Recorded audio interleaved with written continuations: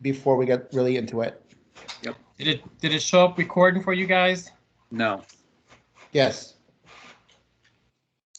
Is it recording? Okay. Yes. Yeah. So we'll call the meeting to order. It's 6:02 p.m. Adequate public meeting notice was provided in accordance with the Open Public Meetings Act. The notice was mailed to the Times of Trenton, the Trentonian, posted on on the city's website, and posted on a bulletin board in City Hall. Can we have a roll call, please? Dan Fatton, Present. Marcus Green, John McBride, Present. Randy Baum, Jamie Carpenter, Present. Jeff Halpern,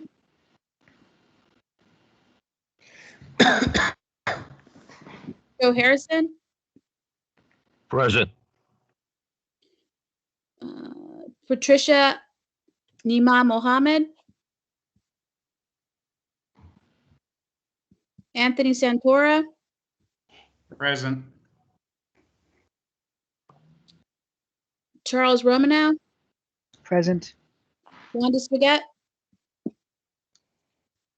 Mr. Chair, we have a quorum. Thank you.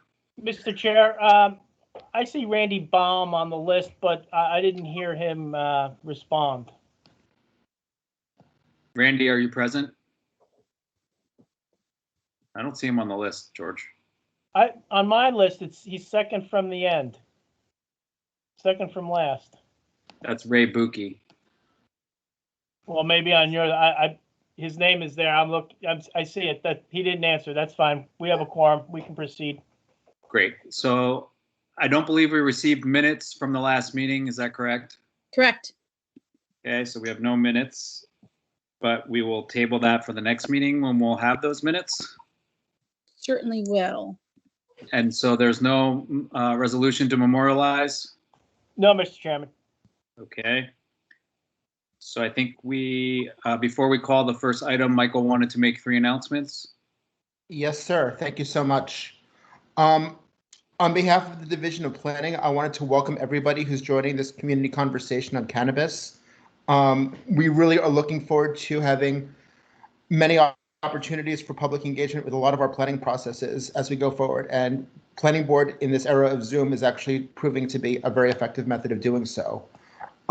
I wanted to share with that on our next planning board meeting, April 22nd at 6 p.m., we'll be hosting a New Jersey DOT Public Information Center meeting. This will be focusing on transit center intersection safety improvements. So these are focusing on 7 intersections around the Trenton train station. We are going to be looking at several alternatives that they've been put together and getting feedback from the community on different preferences. In addition, we have a draft of the Trenton Complete Streets Guidebook that we'll be sharing with the community and talking about how it can be reviewed. Second, the Mercer County Hazard Mitigation Plan. The work for the Mercer County Hazard Mitigation Plan is underway. And there are going to be several opportunities for community engagement as part of that planning process. To begin with, they have released a stakeholder survey. This is open to anybody in the community who would like to give their feedback about hazard mitigation issues in Mercer County. So that's any kind of flooding, heat waves, earthquakes, hurricanes, all kinds of different hazards that we're going to be working on. So once I'm done speaking, I'm going to put the link to that survey in the chat for this meeting. And we'll also be sharing that on the Trenton 250 webpage and on our social media. The last item is more for the planning board. We are starting to work with the Delaware Valley Regional Planning Commission on a respiratory health and air quality study. And we are putting together a stakeholder group. We were wondering if anybody from the planning board would be interested in joining that stakeholder group. We're looking for really 1 or 2 people at most for it. If we can't get anybody if nobody from the planning board is interested in joining, that's fine. But if anybody is interested in joining, it's open. Any members of the board want to volunteer at this point for the air quality study with DVRPC? This is Jamie. I'll volunteer. Thanks, Jamie. Great. Anybody else? If there's one more, we can maybe have two, it sounds like. I'll volunteer. Thank you, Charles. Great. We've got 2 volunteers for the study. And thanks for the other announcements. We'll put those in the chat. Can we call our first item, please? Mr. Chairman, this is George. If I could just have a second, just to announce that the city clerk, Matthew Conlon, was on the site earlier. I spoke with him. He wanted to remind everybody to file their financial disclosures. If you need the link, you can contact him at clerk@trentonnj.org. If you need your password, you need to contact the DCA directly. Thanks. Aren't they supposed to proactively send that to the board members? Yeah, We used to receive a notification with filing reminders. Yes. I file all mine, I have a number, so I file all mine at one fell swoop. I don't wait for that, but I have received it in the past, and they give you your PIN, that kind of thing. They did change several years ago. They changed the process, which is they notify you once, and that your PIN is supposed to be reusable, and you're supposed to just remember. And when they changed the process, they did make that announcement, but it's you don't do a lot, it's hard to hold on to information. Okay, so can we get that into the minutes so folks on the board will remember to file? I just think it's not the best process here to not actually send an email to folks and expect them to fill out a form that they don't know they need to fill out. Okay, can we call the first item, please? Sure. Item number 1, community conversation on cannabis. With recent legislation legalizing of cannabis in the state of New Jersey, many residents have questions surrounding its current legal status in the city. The city also has work to do, looking at questions such as the appropriate zoning for cultivation, manufacturing, sales, and consumption. This meeting will provide an opportunity for residents to give their input on how the city should proceed. Guest speaker, Chuck Latini of Infield Consulting, the Cannabis Advisory Group, and L&G Planning will present and contribute to this discussion on this evening of April 8th, Thursday, 2021 at 6:10 p.m. Thank you, Cherry. And before I turn it over to to Chuck, I think, George, were you going to say anything about this? Yes, Mr. Chairman. Jeffrey did ask me to give an overview of what we're talking about.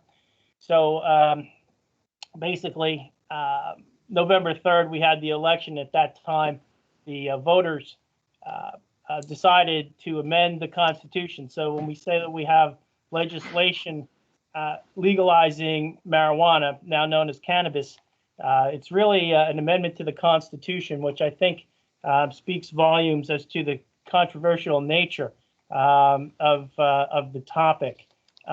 The legislation itself that we're going to discuss really is an enabling act to put in place regulations to control the cultivation, manufacture, and sale and distribution of cannabis. So the legalization part of it is in the Constitution. We enshrined it in our Constitution that you have the constitutional right to grow and manufacture and sell marijuana. And from that, certain amendments to statutes occurred, decriminalization of it, taking it out of a class 1 substance. So it's no longer illegal.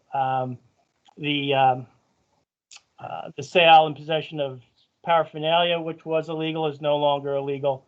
So you can, I guess that's just not going to be an issue. The problem that comes about is that it leaves a bit of a vacuum in the sense that cities and municipalities never had to have an ordinance banning where you can or can't smoke marijuana. It was illegal. It was not permitted anywhere.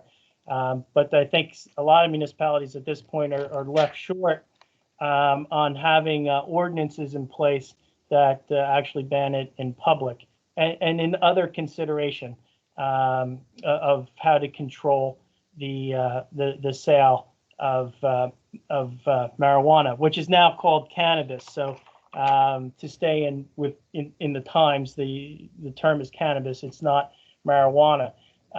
So the law itself that puts forth certain guidelines is NJSA 24 6I-31, and that's piggybacking on the medical marijuana law, which is the sections 1 through 30 that precede it. And this law is known as the Cannabis Regulation, Enforcement, Assistance, and Marketplace Management Act, and that's what's put in place. And that was signed into law February 22nd of this year by Governor Murphy. So we had the amendment voted on November 3rd. That came into, that was effective January 1, and then this law came into effect. And the process for regulating this is by rulemaking. It's not going to be so much in the statute. It's going to be by rules that are made by the Cannabis Regulatory Commission. And that is a relatively new commission.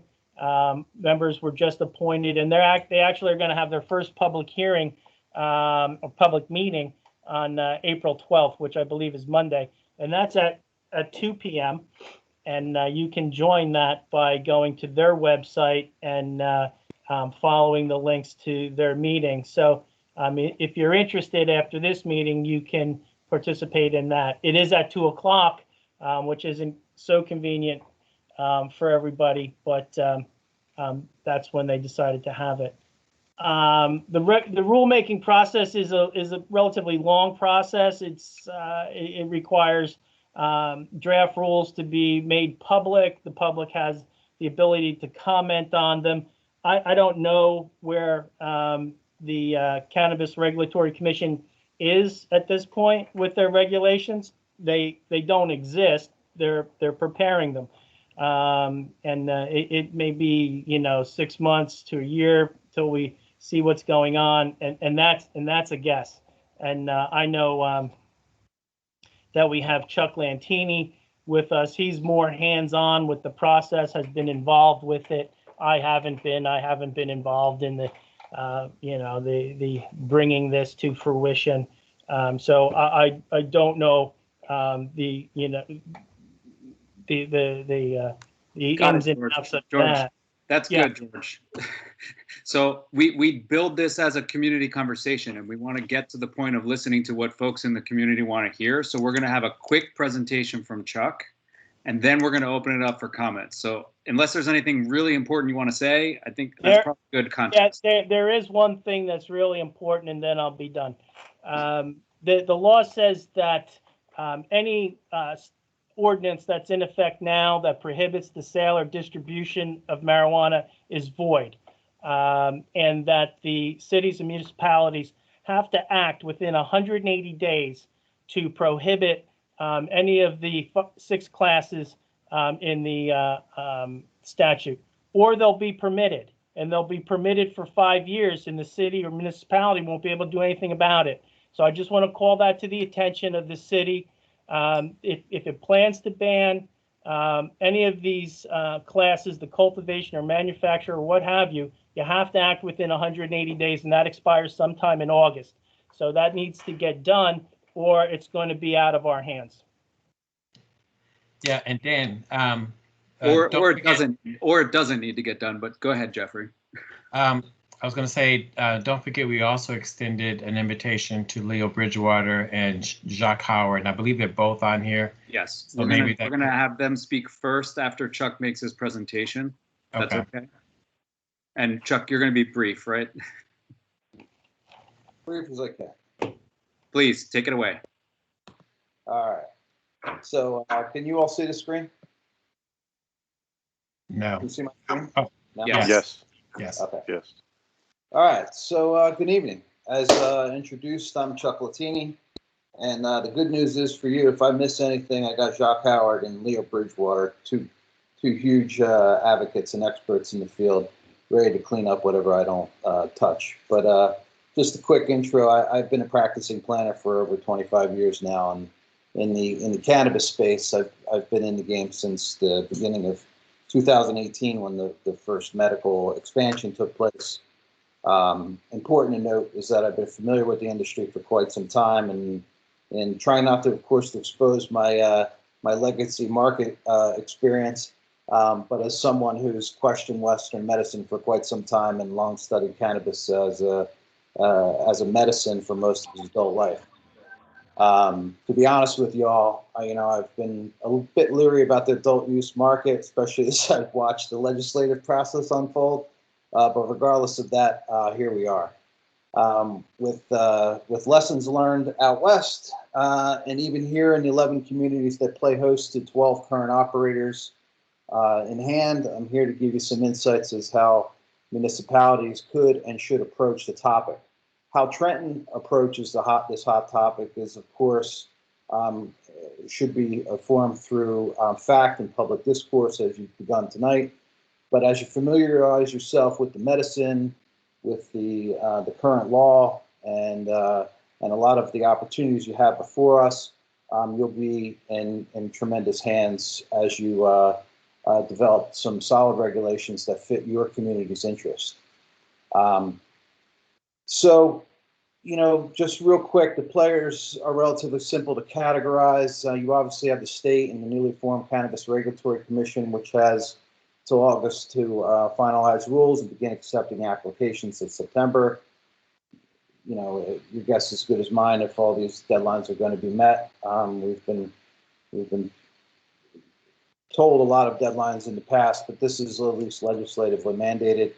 Municipalities in a home rule state play a huge role in this process. And then, of course, there's the private sector, which, in my experience, is a mixed bag of truly legitimate folks who are respectful of the industry and its potential impact, with another mix of big Wall Street fund folks who just want to come and eat our lunch.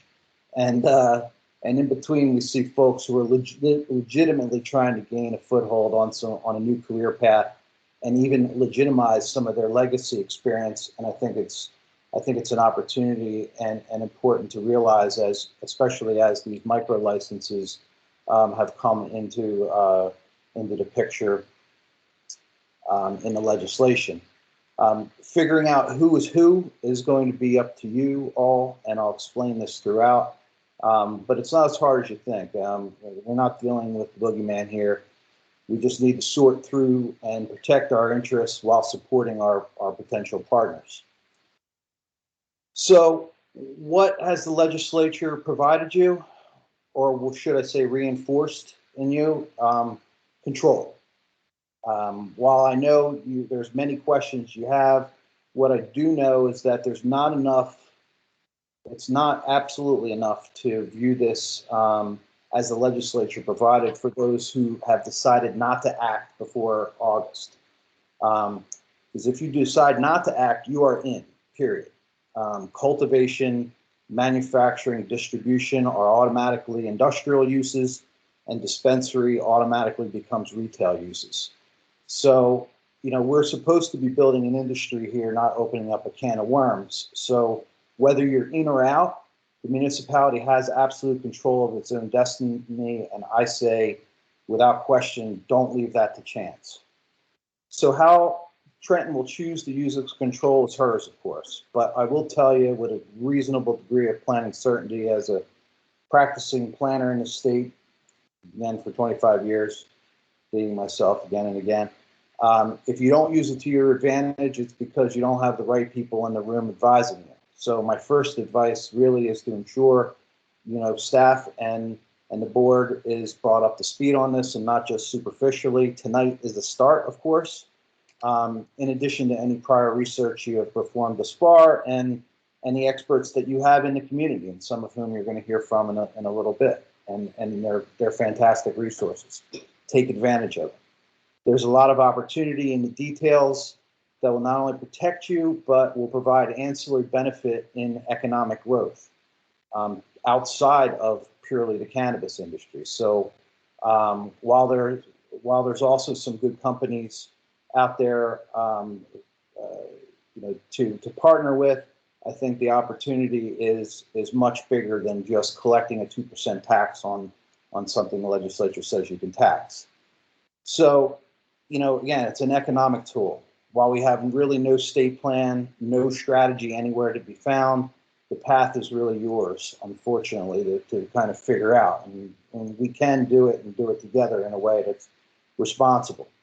As I'll discuss, I recommend really what I see as a hybrid approach that favors informed decision-making in legislation, while also in transparency in the partnership with industry. So a real true public-private partnership. And I'm going to keep hitting that partnership button quite a bit.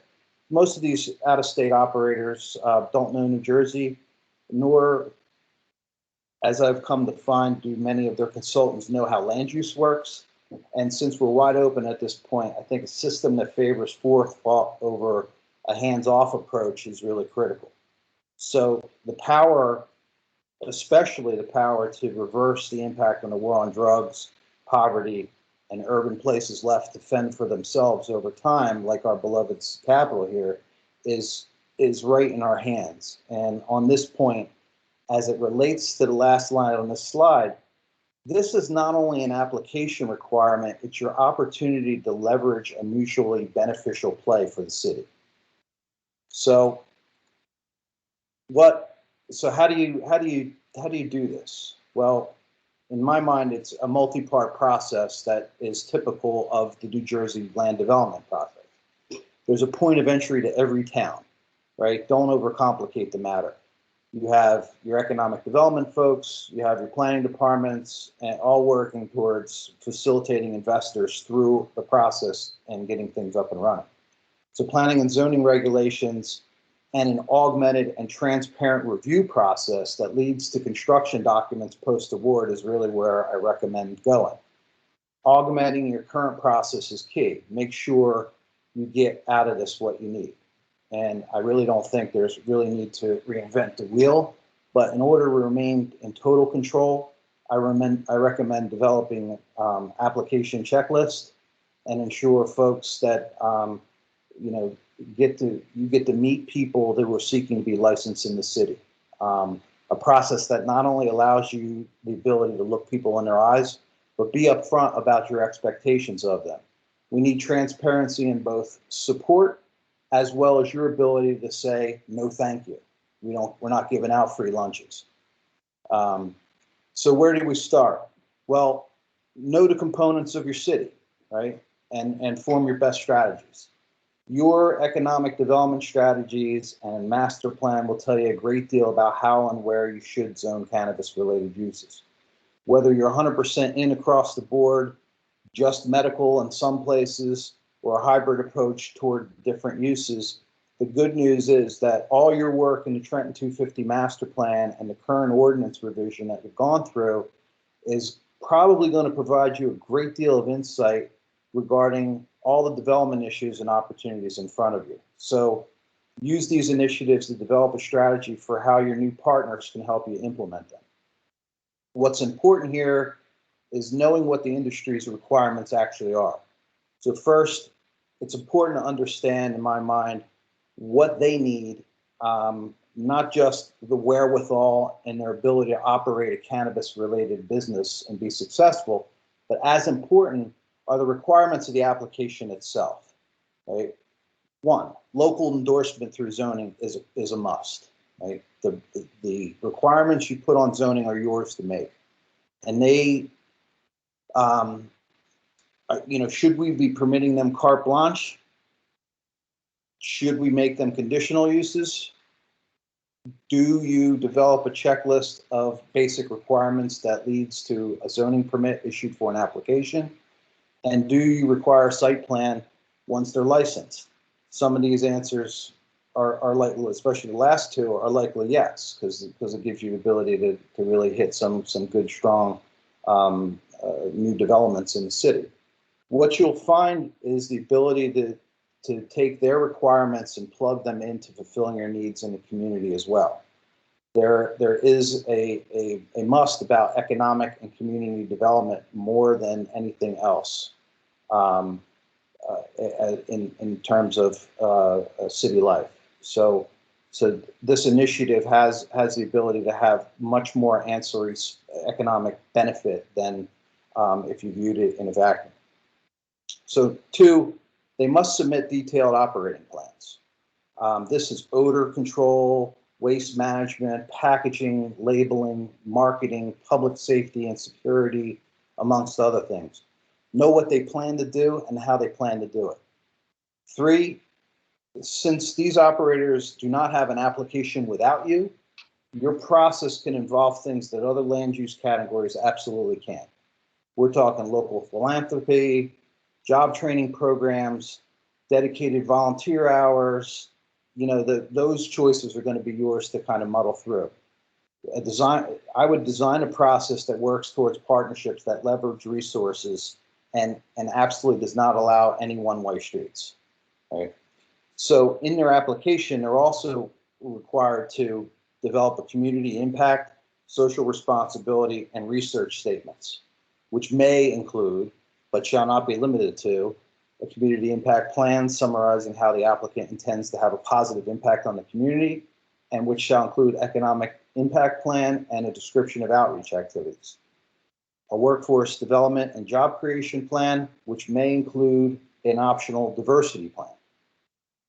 I say run the show, folks. Demand proactive participation in their applications. Don't just let them give you statements about how they're going to come into the community.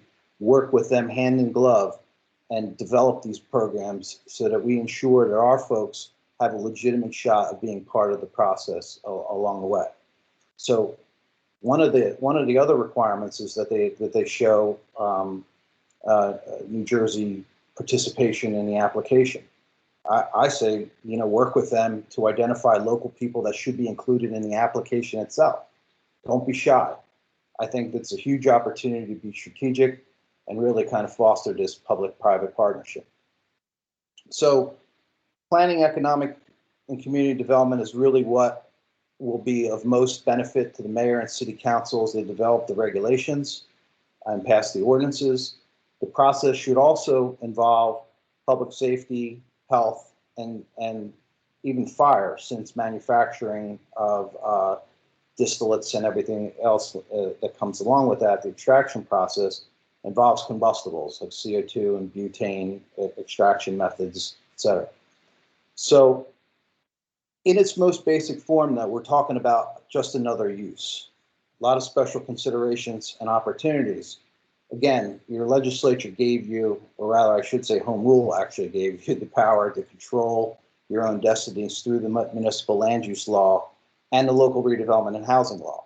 Even though they can't take benefits through the local redevelopment and housing law, such as pilots or any kind of local incentives, the planning efforts that are in those plans can help you, guide and dictate how those developments were going to come about. And what I should say is, I'm not suggesting in any way, shape, or form that you should be unreasonable or try to exact a pound of flesh out of someone.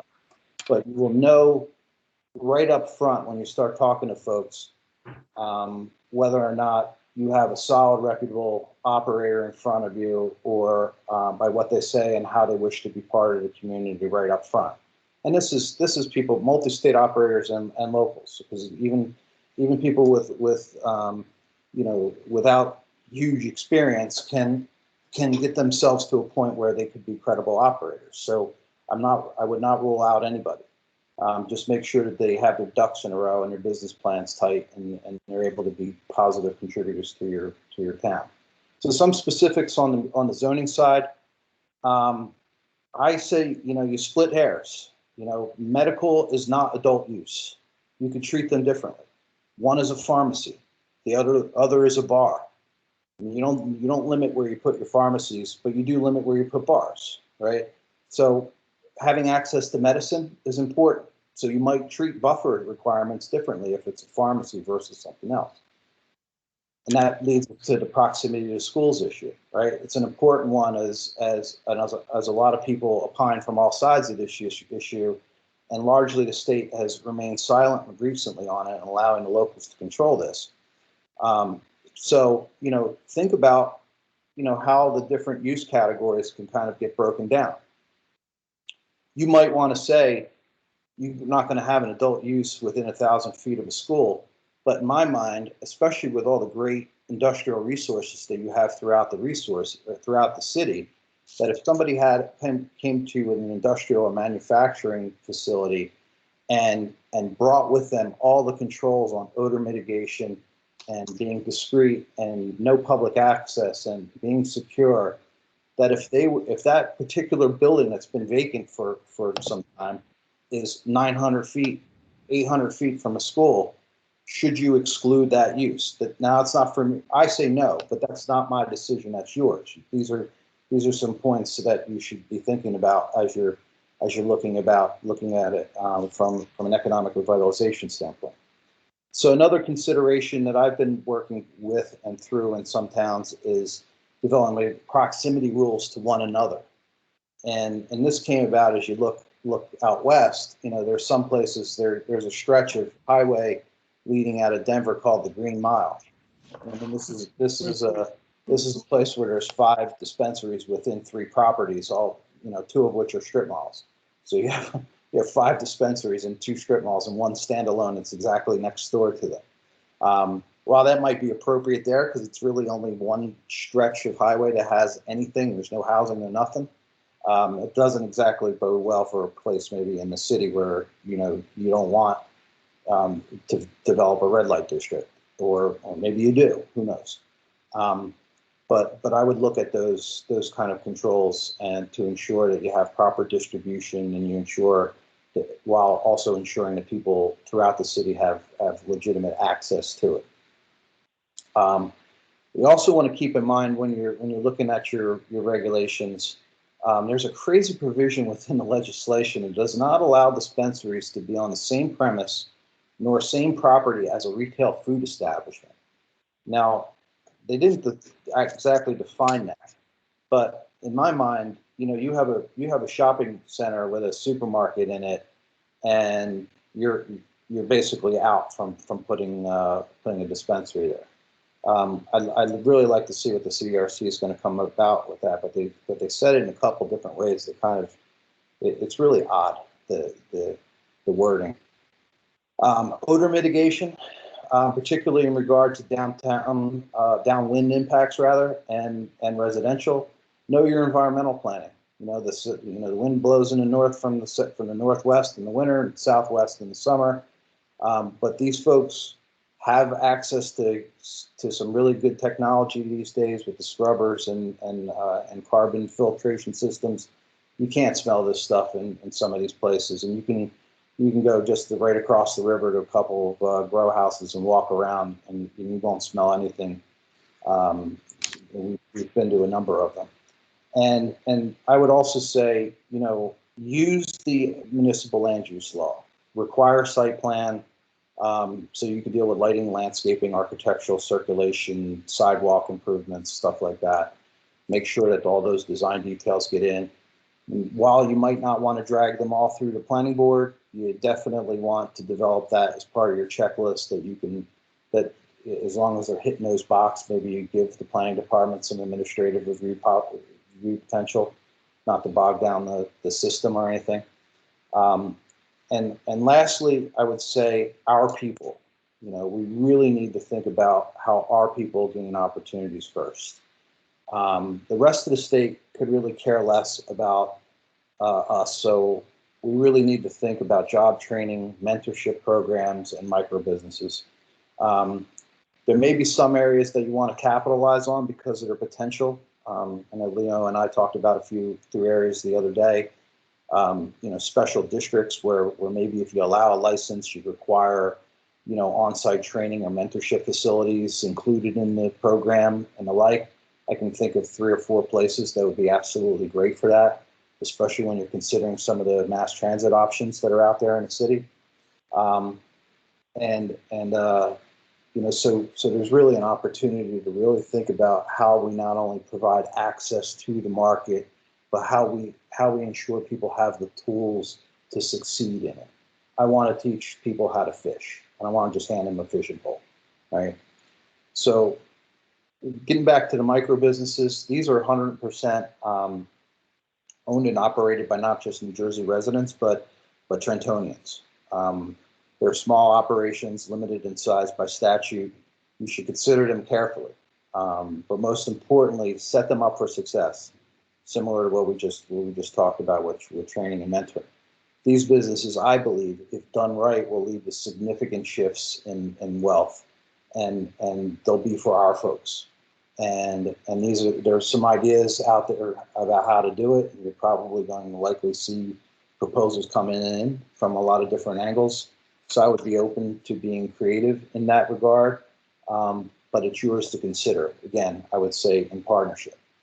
So important to note throughout all this, as you're negotiating these deals with the operators and you're nailing down the sites or the city's nailing down the sites with the operators, is that the state does allow you to review the application process or the application itself 14 days after they submit it. It's a requirement in the law that, so that it'll absolutely ensure that the things that you spoke about are nailed down in that application. The community impact plan, the zoning approvals, all those things are going to be yours to take a look at. And then through this economic development lens, and most importantly for me as a New Jersey First guy, know your partner. There are some bad actors out there, but there's some darn good ones too. Some of my clients, are in the real estate development world or have come from that world, and we've actually talked about sites that they can not only locate their operation, but then look at other economic development issues attached to them. So there's folks like that out there that you could be looking at sort of leveraging those opportunities as well. How do you do this on a bigger level? Outside of just purely planning and zoning, is the actual setting up of the local application process itself. So there's nothing in the regulations that prohibits you from having a local review and license process. I would develop one that's not onerous. I mean, I've seen some crazy ones out there like Bayonne, who's charging like 10 grand for a dispensary and 40 grand for a year for cultivation. I wouldn't suggest that, but they got a different market that they're serving. But I would definitely look at developing a process that helps you understand who your new partner is, how do you address the community interaction, workforce development programs, et cetera. But also have something out there to operators and prospective cannabis entrepreneurs can react to. Many of these folks are really creative and can augment current programs that are already out there and make them better. So developing those meet and greet protocols are pretty important. When you lock them in with tight land use controls and a transparent process that involves the public, that kind of limits arbitrary decision making and allows it to be more transparent. I think that's the way to go. So, what's at stake is absolutely more than just taxes, folks. It means, something that is more akin to, a cannabis infrastructure, so to speak. When you look at the cannabis industry as reported through like the International County Management Association, tourism in certain states just skyrocketed. In some places where agricultural production waned, cannabis filled the gap. And most importantly, in many of the downtowns in the cities, we saw for every dollar spent in cannabis, saw $3 to $4 spent in other small businesses that surrounded it. So they're huge traffic generations, both from a pedestrian and vehicular standpoint. So we do have to be mindful of parking and car access. But the good news is that we're not the first state that's gone through this. We go back to 1996 with Prop 215 in California, and Colorado's Amendment 64, which saw full adult legalization in 2014. So there's a lot of lessons learned out there as New Jersey's law was signed into place a month or so ago. And this is a huge opportunity for all of us to work hard, but more importantly, work collaboratively. So with that said, folks, I'm here at your disposal. I believe in my capital city. My great grandfather immigrated in here in 1906 to South Trenton, and I was born and raised right over there, and right across the gap in Ewing. So I'm here for however you need me, and at your disposal. So thank you. Thank you, Chuck. So we do want to get to the community conversation portion of this meeting. I would just pause and say, do any board members have a specific question for Chuck before we open up for comments from some community members? I have one question. Go ahead, Charles. Chuck, on one of your slides, it says that the municipality may impose a local tax, 2% generally, 1% wholesalers.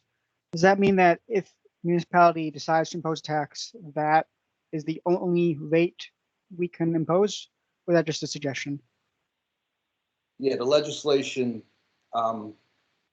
requires you to act proactively on that. So you have to include in your legislation that 2%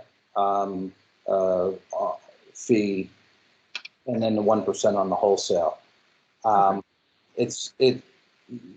whole host benefit thing has been something that's been largely debated throughout the country. We saw Massachusetts, for instance, has a process where they have host benefit agreements where they're getting some additional money out of folks. I'm not a big proponent of that. I'd rather all that money definitely go into the ground and into the programs and working for the NGOs that are in the community. So that's just my opinion on it. But you can put a fee on an application, say, Or we could do both. Michael, I see your hand is raised. Thank you. We have an August deadline for making decisions about in and out on a lot of these laws. I wanted to confirm that we don't have a deadline in terms of land use law, municipal zoning, those types of regulations, that we can still adopt those after August, that we don't have a deadline of August to get those things in place. Well, you have to get something in place by August. So if you don't, you're in. And so that doesn't mean you can't go back and revisit it. So one of the things Jeffrey and I were talking about, because I know you're close on your ordinance, but you're not August close. I would suggest taking your existing zoning, lay that up against where you think your proposed zoning might go, and then try to work it out so that you're when you go to amend the zoning after, it's an easier transition. You at least know where you're going with the new ordinance. But I think you have to put something in place now, or you're definitely in.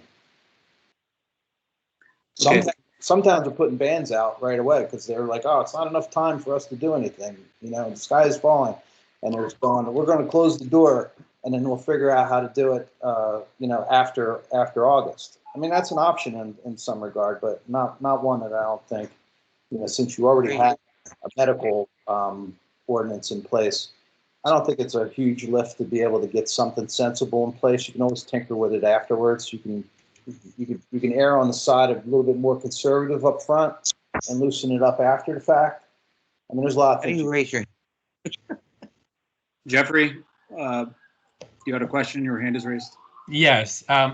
Chuck, you mentioned local municipalities have control of the buffers. Is that true? I mean, like usually I know for liquor stores, it's like 1,000 feet or something from schools.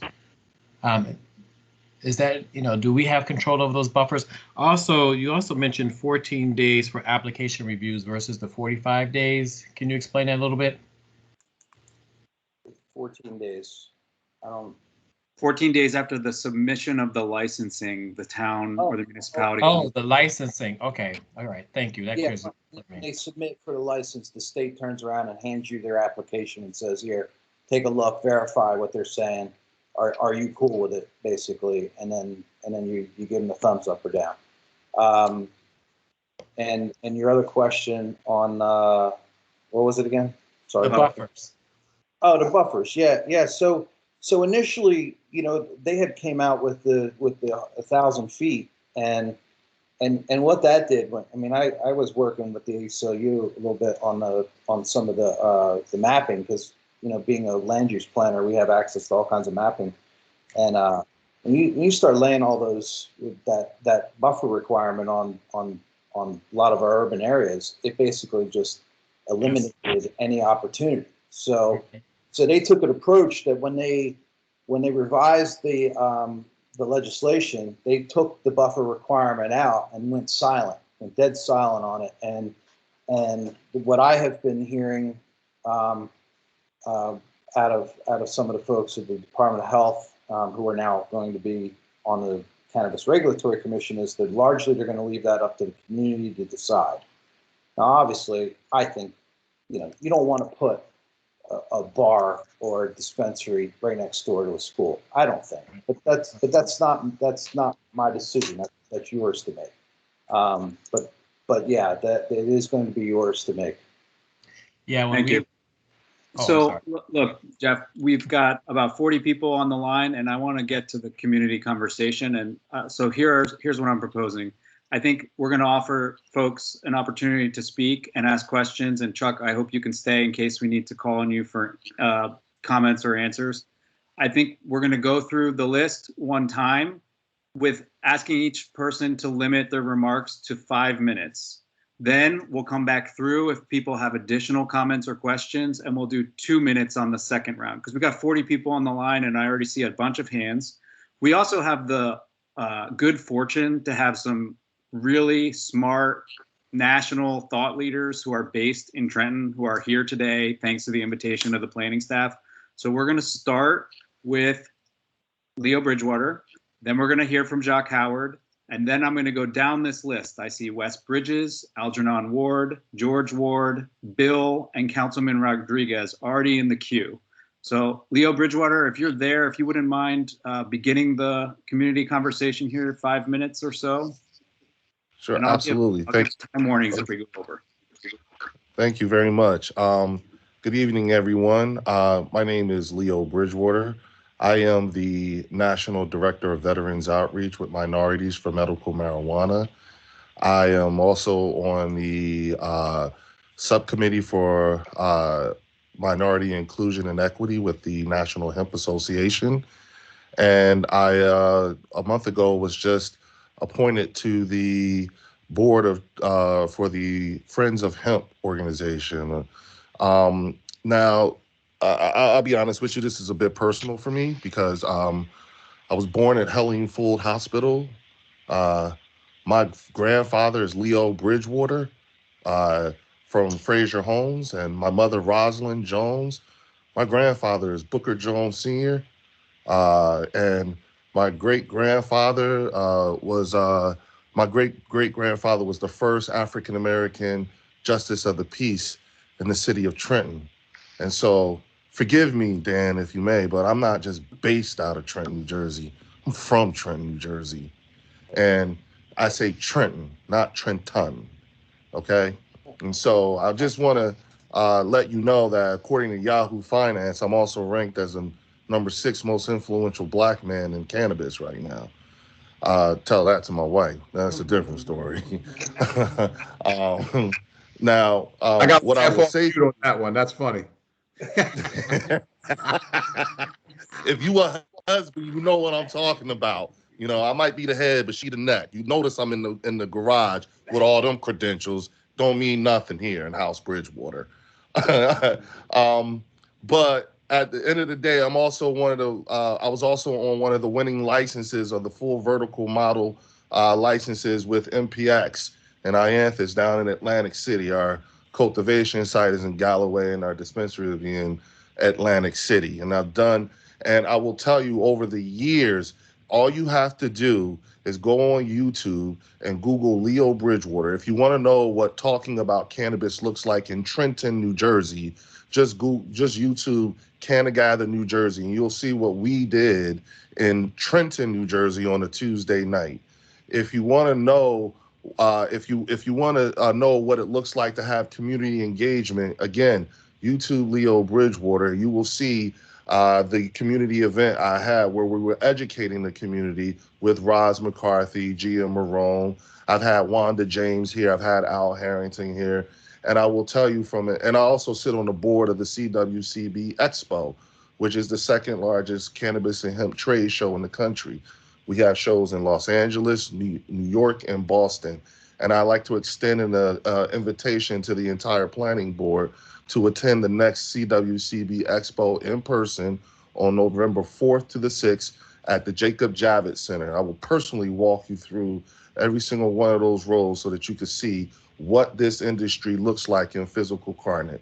That being said, with all the advocacy, because I've testified in Senate committee to get PTSD added as a qualifying condition to the New Jersey medical marijuana program, addressed every single city council you could think of from Shrewsbury, New Jersey, all the way to Sicklerville, and have even addressed our current city council and its predecessors for years now. And in all that time, getting all this experience and seeing how things work in the city of Trenton, engaging the Urban Mayors Conference, the League of Municipalities, the Conference of Mayors, I will tell you, not one municipality in the entire state of New Jersey has fully embraced this industry and in a meaningful way. And we have an opportunity now as a city to not just embrace this industry, but by embracing it, we are also creating generational revenue. That is what we are setting the city up for if done correctly. I would implore this planning board, the city, to absorb as many of the activists as you can, because they know who is who and what is what. If this was a television show, I'm in season 8, episode 4, you're in season 1, episode 6. Spoiler alert, it's not a gateway drug. That's the season 1 finale. So I got to get y'all to binge watch this. If you want to know how to plan, how to set this up, the city needs to start making new agreements with Ewing, Lawrence, Hamilton, and you need to start making the kind of agreements where they embrace cultivation for industrial hemp. And then what we do in the city of Trenton is we need to start fighting for the goal of having the very first cannabis and hemp college of New Jersey to be based right here in the city. That way you are creating, because it's never been done before and it's never been here before. And the money that comes from that is not based off the market value of a pound of weed, okay? You want this industry to play out in every single part of this city. Why? Because Hamilton, Ewing, Lawrence, and Mooresville already come here to get their drugs. So we might as well just go ahead and reset the stage and get it because there are bags out there that there's right now money and then there's back end money. And we need to figure out how we can do this to start getting this stuff flowing in a way that's very responsible. And when you look at the root of every single issue historically in this industry, all roads lead back to lack of education, period.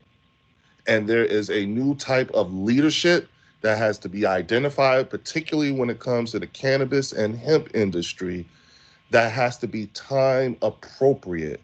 And right now, we are fundamentally not time appropriate in our understanding of this plant or this industry. Do you guys know that New York City is the #1 cannabis consuming city in the world? Karachi, Pakistan is #2, New Delhi is #3, Los Angeles is #4, and Chicago is #8. And when Governor Murphy signed that bill on February 22nd, he not only had automatic record expungement that helped a lot of New Jerseyans, but you have to think about all of the people that lived in Pennsylvania who caught charges here that are now helped out, and all the people in New York who caught charges.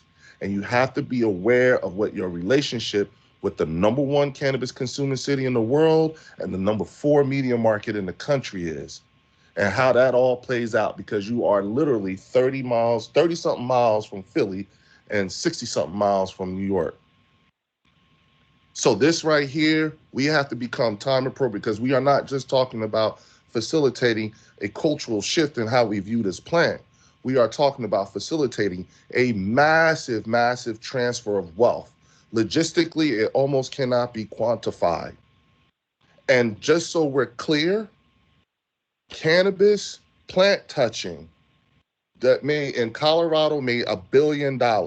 Ancillary businesses made 1.5. It's just like the California gold rush. The people who made the most money never even touched the gold. And so if we're going to do this right, we got to get educated. We got to start making moves, and we got to start doing this right now, because there will never, ever, ever be another end of prohibition on cannabis ever again. And we're the only ones who get to experience it. Thank you, and I'll just leave it at that. And I'm available anytime you need me. And if you want to know how to make the moves and all that stuff, I got you. Thank you. Thank you, Leo. Really appreciate you being here and sharing those thoughts. Jacques Howard.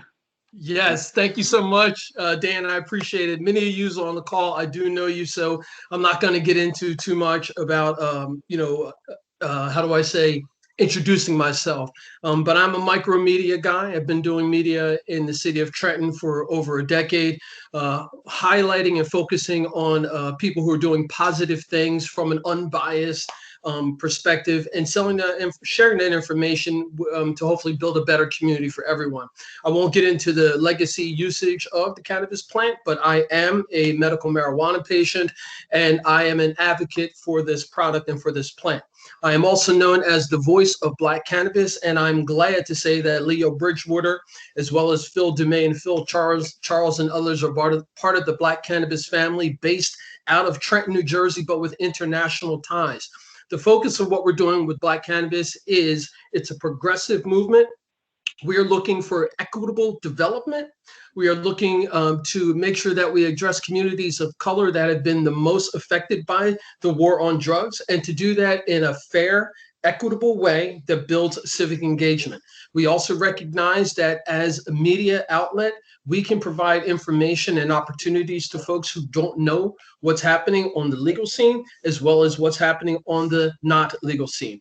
We encourage the city of Trenton to think progressively with what this is and with this opportunity, and to consider what may not be taking place in America, but what may be taking place in other countries, and how that can be implemented here. I appreciate having Chuck Latini and, of course, Leo Bridgewater speak. And I'm going to take something from my man, Leo Bridgewater, who told me this when I was first getting into the cannabis space. He said that we have two theories of thought. We have Flintstones and we have Jetsons. Let that sink in. Thank you. Thank you, Jacques. The next person on the list is Wesley Bridges.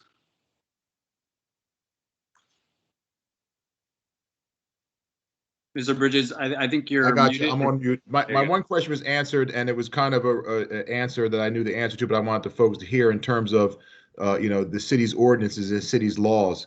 And I see Councilman Rodriguez on here, who I have the pleasure of working with on a weekly basis. And one of the things I would ask of Mr. Latini is, in terms of educating the governing body, what has been your experience in terms of getting to understand the minutia and the granular details in terms of the possibilities, not just with bringing this potential revenue and redevelopment source in, but really, getting them to understand from a holistic standpoint, the best opportunities for Trenton. What's been your approach with educating the governing body and also crafting the ordinance? Because we're in the process right now. I've been working with Mr. Ben Delisle, who I believe is on here. I've been talking with council folks, and I've had conversations with many people. What's the best process for creating the field of dreams, if you build it, they will come approach? Well, I mean, having conversations like this one, I think is critical. I mean, not only got to hear from folks who are in the planning, zoning, and economic development world, but also, the advocates that can tell you for, a reasonable degree of certainty that some of the fears that are out there in their minds, are very easily allayable, with a little bit of knowledge. And certainly, Jock and Leo and myself, we've done this in front of other boards and commissions before. And, I think it's just about being open and honest and having meaningful dialogue. I would welcome, and again, I don't want to speak. I know Councilman Rodriguez has his hand up. I don't know if any other council members are here or administration, but I would really welcome the opportunity for you to speak with those council folks, obviously without breaking any sunshine laws under administration, really to get them to understand the real granular aspects of this, because quite frankly, I don't think they're there at this point. Quite frankly, I don't think they have the expertise, nor the involvement, nor the real appreciation for the possibilities. And in order for this to be successful, we need expertise like Mr. Bridgewater, like Mr. Latini, like Mr. Howard, to really educate us from an administrative standpoint in terms of crafting the ordinance, in terms of crafting the zoning laws, in terms of identifying opportunities and really what's going to be the best opportunity for the capital city of Trenton. So if it's okay with Mr. Latini, Mr. Bridgewater, Mr. Howard, I'd like to send an invitation out for us to have a enriched, deep conversation about this, because as you stated earlier, we really need to have something in place, and we really need to have our ducks in a row to be able to maximize this opportunity. Yeah, I mean, I'd certainly welcome that, Wesley, and I think the biggest point that I can just make is, trips out west and looking at some of the impacts that these places have had. It's right there in front of you. It's obvious. You walk into one of these places, you're walking into like a boutique, and the atmosphere around it is vibrant, and just walking in and talking to some of the business owners, and they'll tell you that their business has never been better. So it's looking at it from a holistic standpoint, not just that stupid 2%. That money will come. It's all the ancillary stuff that comes along with it, and then bringing our people along too, and making sure that the opportunities are there is probably the most important thing. And those are the things, quite frankly, as the acting, albeit the acting lawyer, those are the granular things, and they're the devils in the details that we really need as a community to really hone in on, and not just look at it as a one size fits all. And that's why this is a great conversation. This is great input. We really need from a city to be able to collect this data and collect all this institutional knowledge that we have, and really have it resonate not only in our ordinance but in our redevelopment plans and in our holistic approach. Again, not to belabor the point, but I see Councilman Rodriguez on here, and I'd like to reach out to him and get an opportunity to maybe have you sit down with him and some other members of council, as well as Mr. Bridgewater, as well as Mr. Howard, and really, really drill down what we need to do to be successful. The phrase I use. Would you say, Leo? I would be remiss if I didn't at least let you know that there has been, it's not from a lack of effort, particularly from an activist perspective in terms of addressing our particular city council and its predecessors. I literally live on Jackson Street. I'm half a block away from Marge, and I understand Leo, I know you and you know me, so let's get in touch. Yeah, we can. It's just now look, Mercer County Hospital, that needs to be the Cannabis and Hemp College of New Jersey. Boom. You got a direction. At this point, you just got a point now. There's no need to debate whether this is, and let's be very clear, and I'm not saying, let's be clear. What we're talking about is undefeated in the kill column. No one in the history of the world has ever died from consuming cannabis. No one. You got more people who've been impaled by unicorns than have died from cannabis. Okay, you're debating the wrong person. I agree with you. I'm talking about setting it up. Okay, guys, I'm going to rein us back in. I want to thank you. I agree, but I'm hopeful that we're going to move this conversation into a conversation with our city council folks.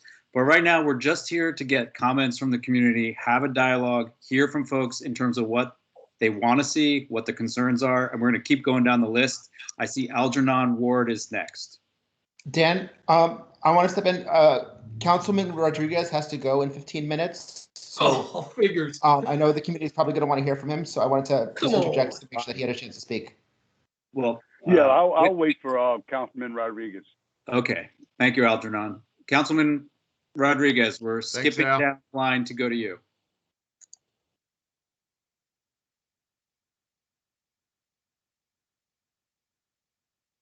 I think you're on mute. Councilman? You're on mute, Councilman.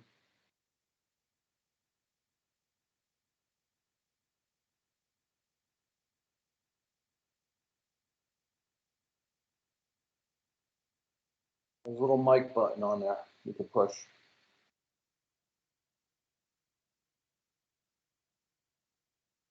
Last call for the councilman. Yeah, this is a community event, then the councilman needs to be brief if he's going to talk. Yeah, the same rules apply, but I think we're just giving some deference here. If you can unmute, we're ready. Okay, Algernon, do you mind? Let's just proceed as down the list we had. So Algernon, then we're going to go to George Ward, and then I see Bill is next, and then we're up to Councilman. Hello, everybody. Algie here. Good to see you all and be part of this conversation. Just by way of explanation, this has been a decades-long effort. I mean, I go back to High Times magazine and Normal back in the 70s. I've been an advocate for the legalization of marijuana my entire adult life. So when this day has finally arrived, I can't tell you how glad I am and relieved I am to see it happen. With the issues of expungement being addressed, it's another very important development in the history of marijuana. And as a public health professional, I spent 34 years in the Department of Health as a research scientist dealing with public health issues of all sorts. So I'm very happy to see this finally come through. But I also have to say that in order for it to work, we have to be intellectually honest about it. We have to be, because I more than anything want to see this be successful after all the time and energy we put into getting legalized marijuana. But like anything, it has an upside and a downside. And it does not help for us to try to ignore the downside and not prepare for it ahead of time. And so as a citizen, and hopefully we can get this industry, and I think we can, to be a responsible corporate citizen as well. Some of the things that, you know, as a citizen in the city, of course, I would want to see the business engage in public health practice. For instance, it should be as strong against smoking and driving as you are against drinking and driving. And you should also invest in addiction treatment for marijuana. You can't deny that is a real exist. We have to do public education for kids to try to let the adolescents grow up to a responsible age before they indulge in this. And we also have to look at the social impact of doing this is going to be on the community. And the outreach plan has to be one that's going to nurture a healthy environment for everyone. And that where we zone the dispensary is not going to impact the quality of life for people. So I want it to work. But if we don't address these things ahead of time and be good actors, you're going to lose that public buy-in. It's going to come a nuisance and they want to get rid of it because we didn't take the time to do it right in the beginning so that it be done in a sustainable fashion. So as I say, I'm an advocate for the legalization of marijuana as everybody else, but I'm not going to close my eyes to the things that have a negative impact and we need to address. So let's be responsible. I would advise my kids the same way I would not to smoke and drive And I wouldn't want that for anybody else's kids too. And I'm not going to deny that that is a danger that we have to face. So, you know, if we're honest about it, I think that what everybody wants to see will develop from it.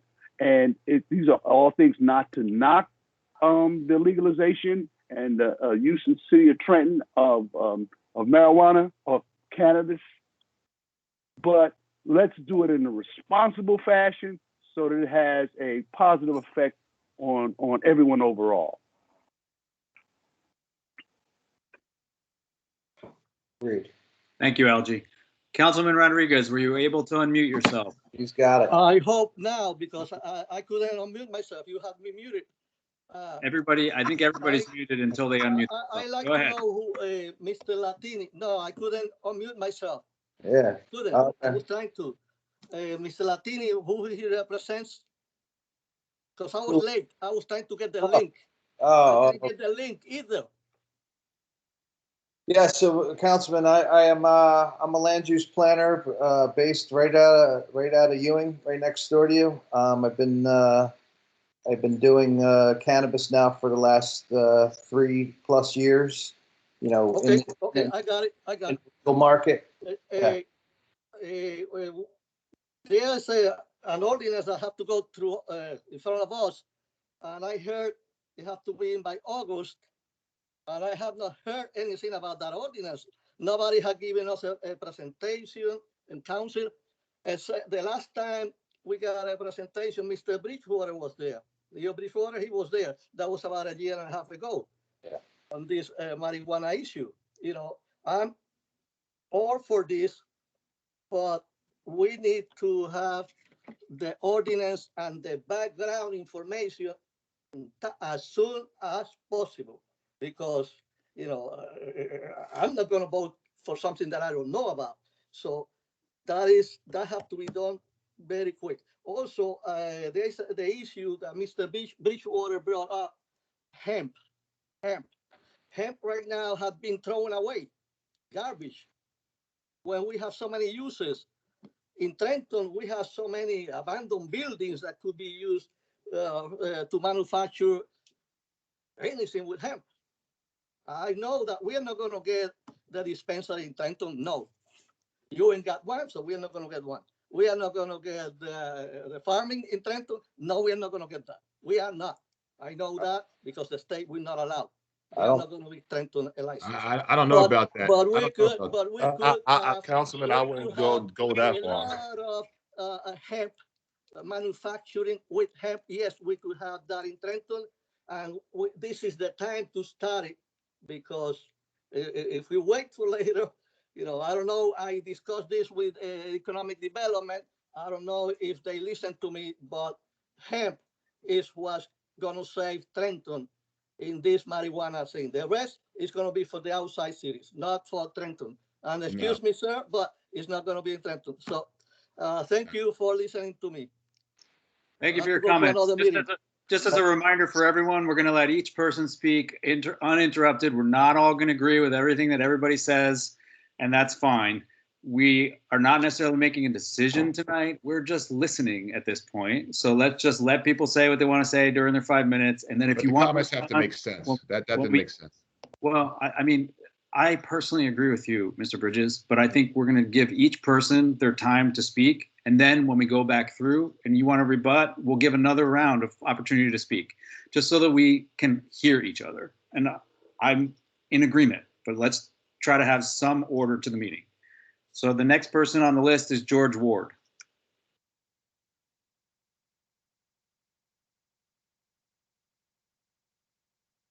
George, we can't hear you. Sure, you're on mute. No? Is he on mute? No. No. I can't hear him. No. Yeah, he's definitely not on mute.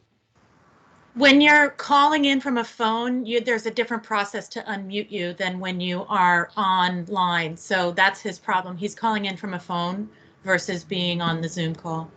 He's been playing around with a mouse. Yeah, he has a keyboard. Okay, we're going to come back to you, George Ward. We're going to go to Bill Guest, who I think is Bill Yo. Block. Yeah. So can you guys hear me? Can you guys hear me? Yes. Okay. Yes. Hey guys.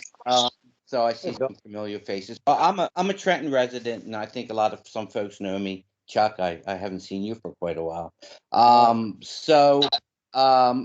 I got a couple questions. I guess one is for Chuck and relates to the councilman's question.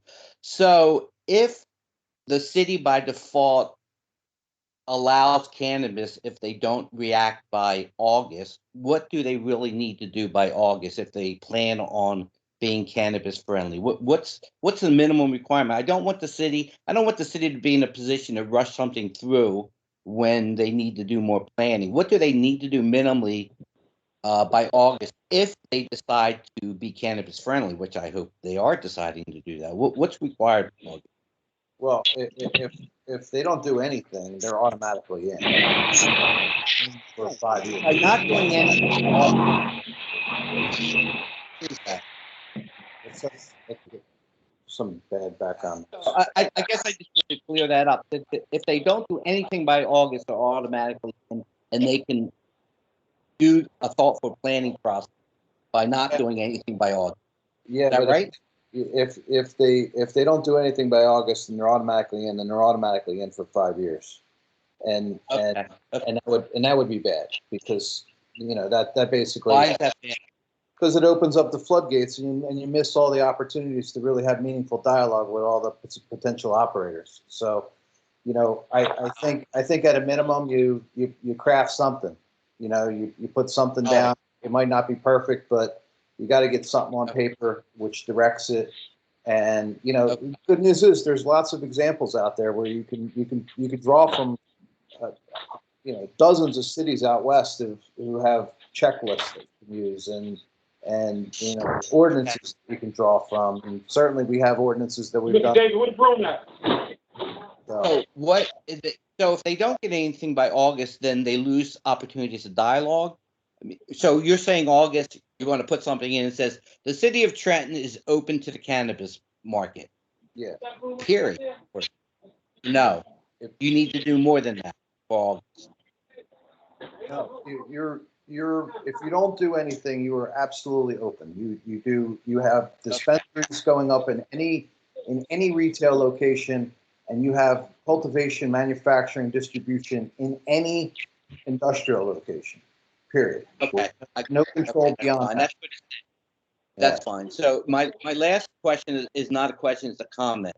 I don't go downtown too much, but when I go downtown, I'm at Ed's spot.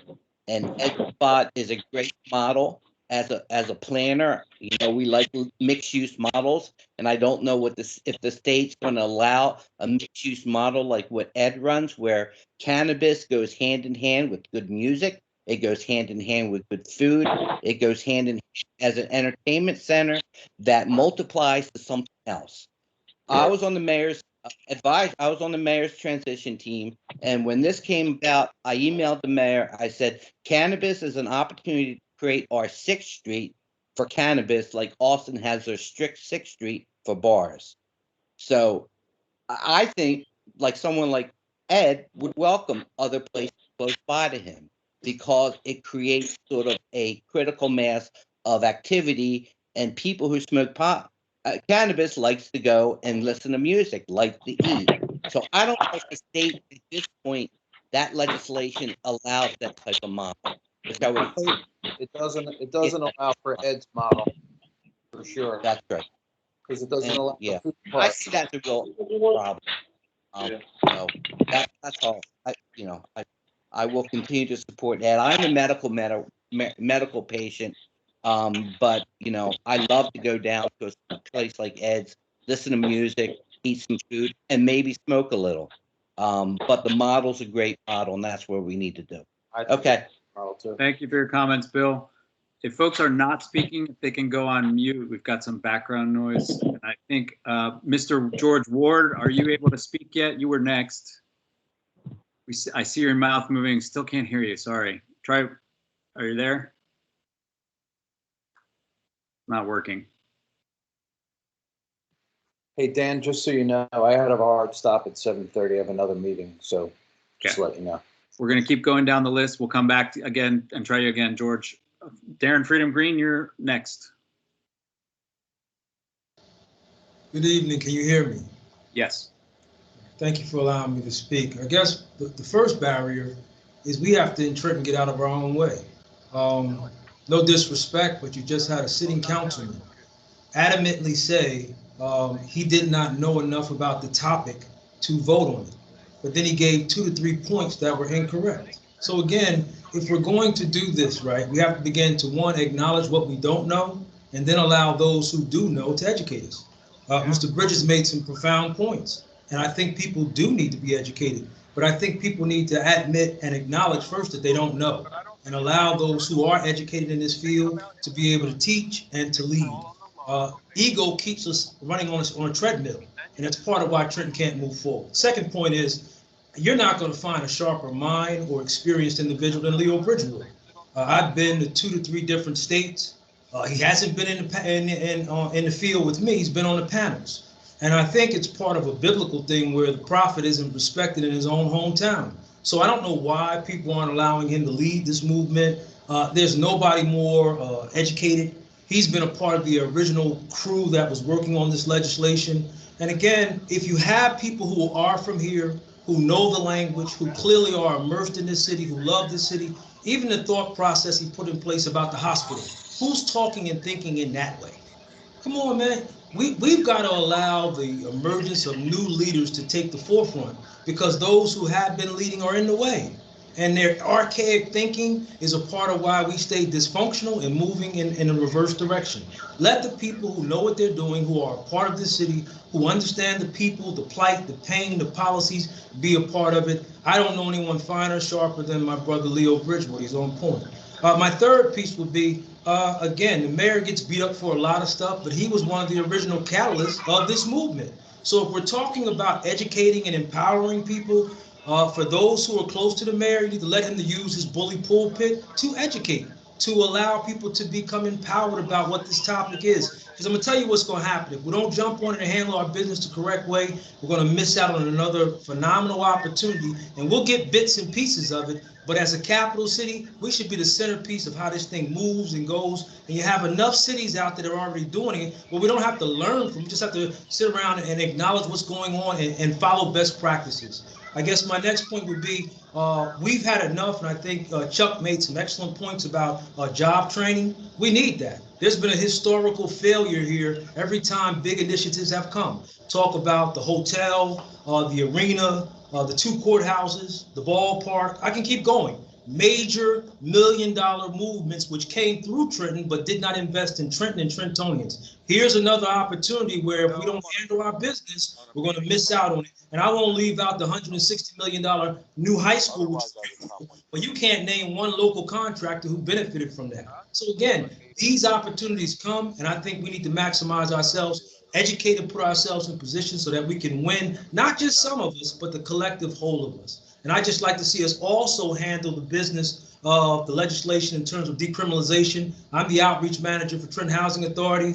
On all 10 of our sites, I have young men, 21 and better, who need to be educated on that. And it also can be an opportunity where we get them something in terms of their background, but also lay out a path in terms of going forward. When you start talking about the 40 homicides that happened last year, who do you think is a part of that nucleus, unfortunately? It's those young people who don't see a future, who don't see themselves moving forward, who don't see a path to go forward. And again, if the thought process is not that you have nowhere to go, nothing to do, then that is what you run into when you see them. And I think this begins to be a platform to perpetuate them forward. So again, I'm thankful for the opportunity. I think we have everything we need here. I think we have all the experts we need here. We simply need to get out of our own way and allow some people who are built to do this work to do it.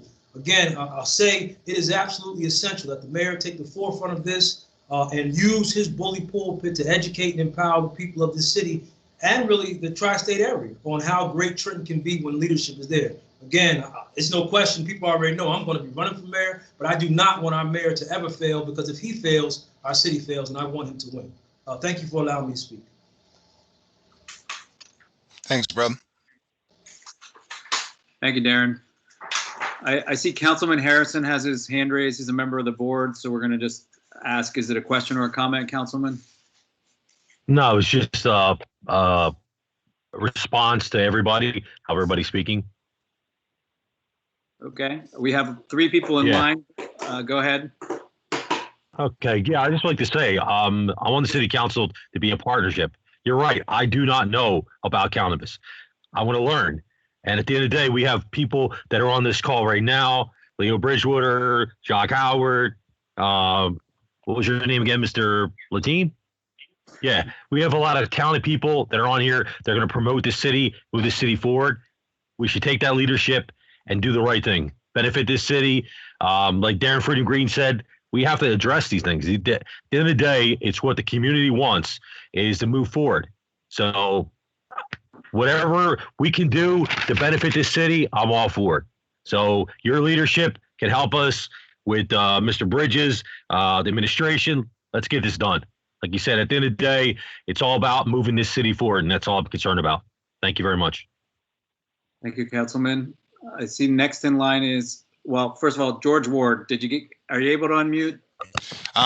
Testing right now. You tell me. Can you hear me? We can hear you. Great. Go ahead. Excellent. And thank you guys so much for putting up this forum. It's, I've been an advocate in this field for many years. I actually moved back to Trenton recently after living in Tennessee for about 20 years. I was an advocate there and saw some movements like today. Virginia Normal's whole mission has been succeeded. They just actually moved up their legalization. They're the first in the South to get that done. Changes like that and New York passing their law show us that this is just a matter of time in terms of this happening federally. So as a part of this, I think it's really appropriate for us to, yes, talk about what we're going to do in Trenton, talk about what we're going to do in Jersey. But beyond that, this is going to become an interstate commerce thing. As we all know, the tri-state area functions basically as a block. I think it's a foregone conclusion this is going to happen in Pennsylvania relatively shortly from here. At some point, interstate commerce and being able to trade and sell among New Jersey, New York, Pennsylvania, and other states surrounding, as Leo Bridgewater talked about, that economic boom is not going to be something you can slow down. It's really just about how we manage it. One of the things that I think Mr. Latini pointed out, and is really wise thing to think about, is this should not become a time to find a way to exact a pound of flesh, as he said, right? The people voted this in, the people want this. It's not time to find some way to slow that process down, but rather, again, as he said, find some way to bring some economic justice, right? Back to those communities like Trenton that have been the most harmed by this drug war over the past 70 years. I'm really excited to be here on the ground floor. Leo, Bridgewater, I definitely want to get with you, brother. I'm actually have a media channel I'm starting off called Ward Media, where we're going to deal with subjects like this and all kinds of other things. So I extend everybody the invitation now. Let's talk about it. Again, thanks, guys, for putting forward this forum. That's all the time I needed. Thank you. Thank you, Mr. Ward. June King. Thank you for giving me the opportunity to speak. For those of you who don't know me, I'm a Trenton native. I've lived a lot of different places, but within the last, say, 10 years, I've been essentially back here home in Trenton. And relative to advocacy and some of the things that I've heard on this particular call, the one thing I think that's really important is that a lot of people have touched about education, and a number of facets of community involvement and concerns about school, etc. All of those things are valid, but sometimes those things are sort of like a monkey trap. So you put your hand on, you grab one. If you don't realize that you have to kind of let go and have a new way of thinking about some of this stuff, we are doomed to kind of trip over our own feet. So I want to reiterate a number of the points that have already been raised, but I do want to just sort of expand the frame of consideration to Brother Bridgewater's comment relative to the College of Cannabis at the former Marshall Hospital. That, I think, is a great infrastructure. That's a great opportunity to have a number of different elements. But when we talk about cannabis, I think some people need to, like, if you have not been to Colorado, if you've not been to Portland, if you've not been to any of the cities that have grown this industry and what it looks like, when you go places where they have a gas and grass, where there's a gas station / convenience store dispensary. Those types of things exist, and they do not exist in a vacuum. They just exist outside of the imagination and purview of some of the folks who have been speaking earlier this evening. So as someone who has traveled to a number of these states, as someone who has an advocate, I'm really interested in some of the culinary elements, because I do a lot of infused foods. I think we've done, 8 dinner parties where we now have a sort of a capsulized audience where we do infused foods of all ranges, from very fine dining to popcorn. So, but when we talk about this industry, if we don't focus on the fact that there's a lot of technology involved in this industry, there's a lot of things that when we get into education on like heating and cooling and HVAC and hydroponics and all of the things that go into managing the locations that could potentially be doing warehousing, packaging. There's a number of things from an industrial standpoint. And if we look at the history of this city and what that bridge that's over that river says, that we could invariably have a boom in a way that nobody's thinking broad enough to see. So again, thank you for your time, and I'll go back to being muted. Thank you, June. See, Kathy Deal is next on our list. Thank you, Dan. I appreciate the opportunity to talk tonight. I just wanted to touch on a couple points. I'm a supply chain professional. I live and work here in Trenton. I've been lucky enough to attend a couple symposiums on the cannabis industry, hosted by people like Bill Caruso and some of the other people that are on the regulatory committees. And I really feel like we have one of our biggest issues here in the city is the obstructionists we have on council. So I think that's a big issue as we look to make Trenton a Renaissance city. We have the opportunity, we have the buildings, we have the infrastructure. We just need the economic development opportunities. And anyone that doesn't see that this is not only the opportunity to bring wealth back into the city of Trenton, but to create social justice for the individuals that were unjustly harmed by, as George and Leo and Darren had pointed out, there are huge swaths of communities that have been decimated from the war on drugs. And we have an opportunity to correct those wrongs. We have an opportunity to not just address the cannabis industry as a huge economic development opportunity, but there's other correlating industries. Again, I'm a supply chain professional. You want to have interns in supply chain watch this process. You want to see them be able to go into a facility, watch the cultivation process, watch the packaging process, watch the shipping process, watch the retail process. It's an opportunity across the board to allow Trenton to be a forefront leader in this industry.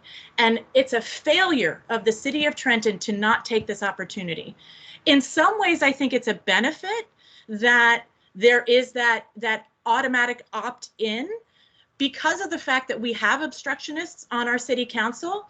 They can't stop it from happening if they don't act. So I think that is one of the benefits of having that caveat in the law. I would love to see the planning board and city council come together and to be able to create metrics, to be able to create aspects of companies that are coming into the city. Yeah, we want them to use solar panels. We want them to have the odor mitigating machinery. We want them to have a commitment to keeping their storefronts clean. We want them to have a commitment to have other impacts to our community. But I think it is in some ways a blessing to have that automatic opt-in, because I'm so fearful of this city council not doing anything that we're going to lose out.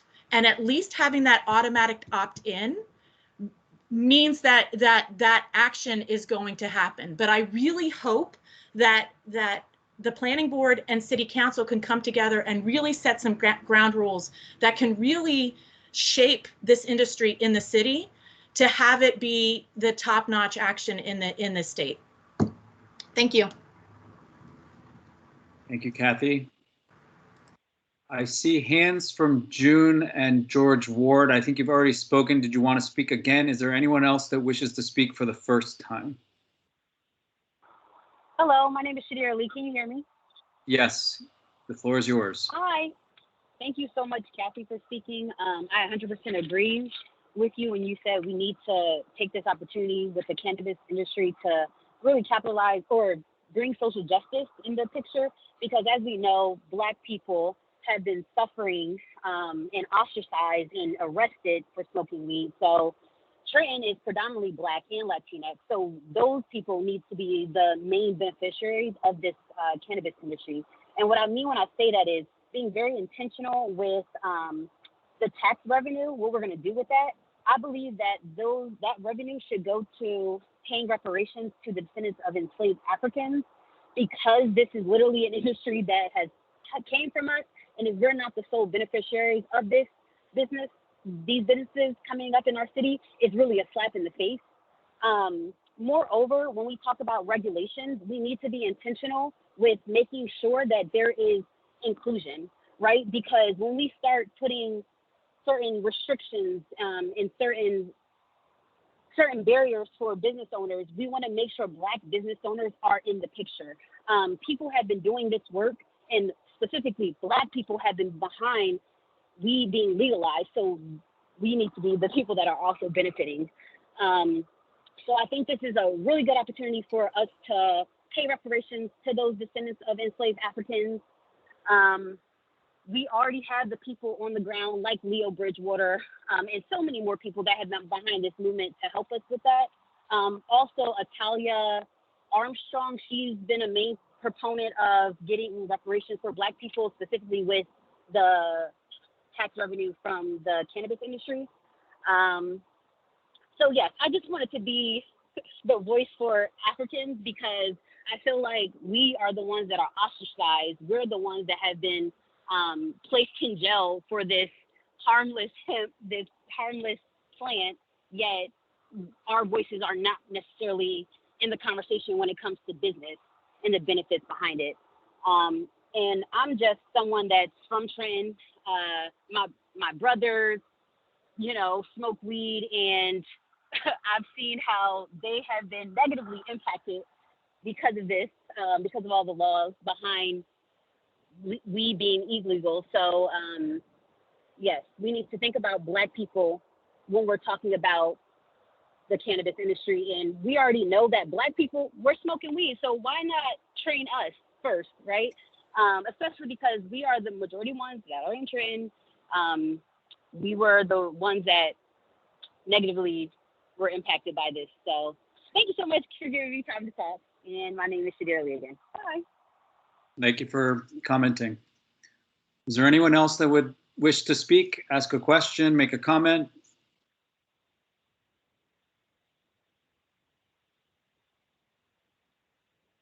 One more call for comments. I see George Ward's hand still, but I think that's just raised from earlier. No. I did want to have a follow-up question with you. Sorry. Go ahead. In terms of resources, where can, of course, we're talking about these opportunities for our future business leaders. As far as the city council or the city has, is there anywhere where we can go to get those resources and information in terms of the filing process for getting these licenses, in terms of getting perhaps funding for the training the young lady was just talking about, and other things? I wanted to ask the council members that. And also, when we were first discussing this, I understood essentially up until the 180-day mark, right? There's no regulation in place right now. The regulation is still being worked on. So effectively right now, there's no regulation. You can smoke freely is the understanding. Is that correct? Mr. Bridgewater, do you want to weigh in here with either a list of resources or a response to that question?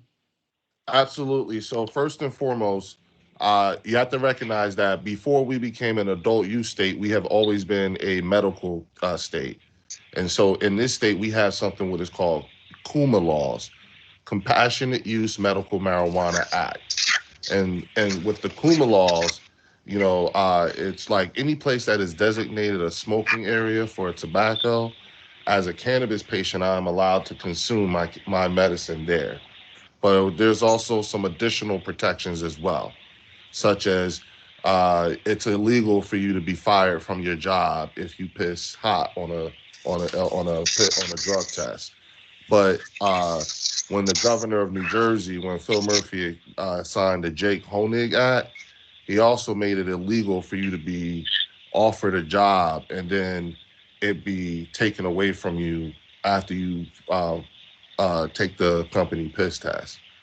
And so, and then nothing for nothing, Chris Christie was the one who made it so that parents could at least go to the school, that school nurses could administer cannabis for kids who are enrolled in the medical marijuana program. And so there's all these different things that you need to be aware of that are already in place. And so, and this has been going on for years as well. And I also want to make sure that everyone is aware that Trenton is also considered an impact zone. Right. So that is a massive amount of revenue that will come to the city. So the way this works is that right now, and this is some of the stuff that you have to think about when planning this, right? So the New Jersey state tax is going to be set at 6.25, right? And municipalities will be able to add an additional 2% excise tax, right? So that brings us in at 8.25%. There's also a $42 excise fee on every ounce of cannabis that is cultivated and processed. Okay. Now that fee on cultivation is basically based on a sliding scale, right? So as the market price of a pound of weed goes down, the excise fee goes up. Okay. And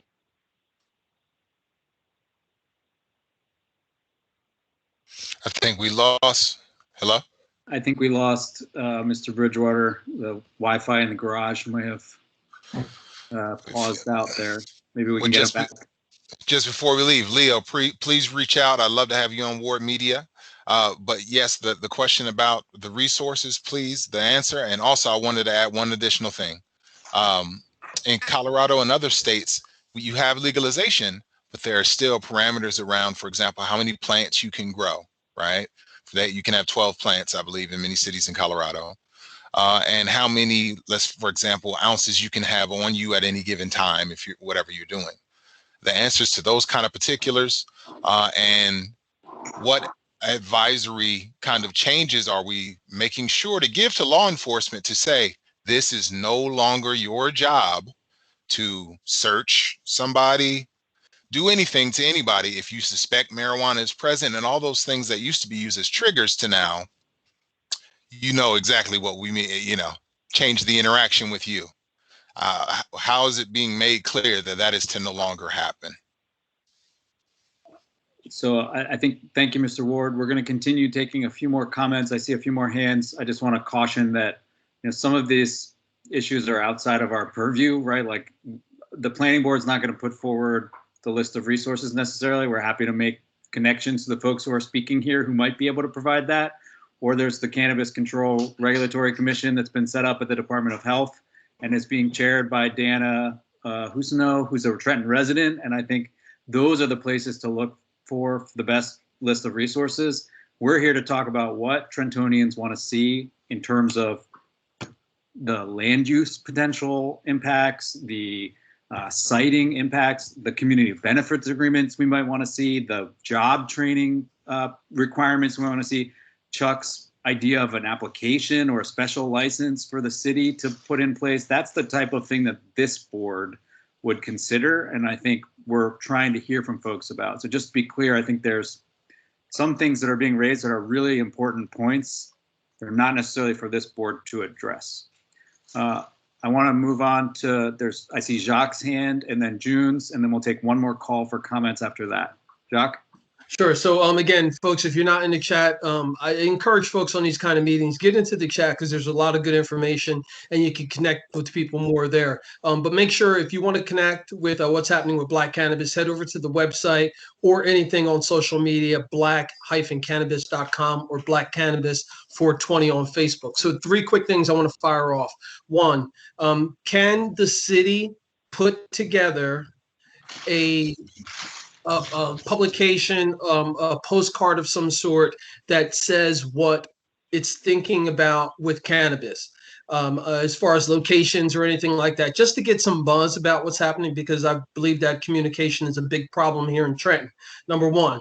Number 2, have we or can we decide about redesigning or re-implementing the wards? Like if we're going to have the dispensaries, maybe have them be designated by ward and have the downtown be considered a new ward or the downtown ward as well, so that if we can even get oversaturation, then would actually probably be a better thing for more people. So then it could, like, I think locally small neighborhoods could grow, which is a bit about the civic association development. And finally, regarding the comments that I personally heard tonight on this recorded call from 2 different members of our council, the elected officials, I'm concerned. And I'd like to know if there's anything that we can do as citizens to hold the communication of Councilman Rodriguez making a statement about one portion of the industry that he's got a decent amount of understanding about in comparison to the other. And I say that because in the past, we have seen things take place here, deals fall through and deals come to fruition based upon pseudo understanding and knowledge. And I think that what we just saw here today was a pretty good understanding of that. And a big shout out to Darren Green for pointing that out. I want us to continue with the comments. I would say 2 things. One is folks should definitely reach out to the councilman directly and have that conversation. I think that the record needs to be set straight. The second thing is when we're done with the comments, the board will consider what actions we might take, which could include things like a letter to council encouraging them to do something. TBD. I see a hand from Algernon Ward, and then Leo Bridgewater has rejoined us. We'll go to him next. Algie? Mr. Ward? Yeah, and by way of follow-up, I'm really thrilled and excited to hear about the prospects of what this could develop here in Trenton. And I'm looking forward to seeing this grow. I'm looking forward to the time when we can behave like responsible adults and enjoy ourselves and not be worried about all of the negative fallout that used to come from that. And as one who had my career truncated based on a marijuana charge, and I know how it's truncated the careers of many people and short-circuited them over a marijuana charge of 5 grams or less or something. So the idea of reparations, I think another city, I just heard a few weeks ago, another city had enacted that. I think that's a capital idea. And I say all that to just simply say, let's do this right, so that going forward in the future, any business, I don't care what you're selling, you consider what you're doing and consider the impact and behave accordingly, so that your business does not become something that degrades life, but enhances life. I think we have that opportunity here if we're honest about what it is we're doing and straightforward. So I look forward to seeing this thing grow and develop. I'm done. Thanks. Thank you, Mr. Ward. Leo Bridgewater, I think you're back. And then I see Darren Freedom Green and then June King after that. Yeah, I apologize, man. That was my phone that died. what I was trying to explain to everyone was that when it comes to the excise tax, the excise fee and the tax and how impact zones, all of these are variables that are unique, applicable to New Jersey. And we're talking about the reason being is because 60% of all sales tax revenue goes to communities in a designated impact, and that excise fee that I was trying to explain when I got that 100% of excise fee actually goes to a social equity fund, which would be used for the cannabis regulatory to enact programs that address barriers to entry, such as financing and education. And so it would be incredible for the city of Trenton to even think opting out of anything whatsoever, because that would be a very it would just okay. And you know, to again recognizing what we have to do. We have to think right now. We have to think 4 or 5 generations, and the things that we do now have to make sense then. And then we need to enact mechanisms now so that they could be used to be made. And that is a very difficult thing to get people to do when you live in an instant gratification type of society. So, I'm not joking. When you look at the long money is actually in industrial. Why the big money is cannabis, but the long and generational revenue money is in industrial hemp. So that entire rolling swath of land, that right near, that needs to be the Trenton Decortification Center and hempcrete and hemp wood manufacturing plant, whatever. And it needs to be a campus style thing that actually invites the community to be a part of. You know, we have to realize, think about this. We sit there in that city council chamber, and in the shadow of a big ass picture of industry, okay? Look behind them. Am I the only one that's looking at that big ass picture? That's industry. Trenton makes, the world takes.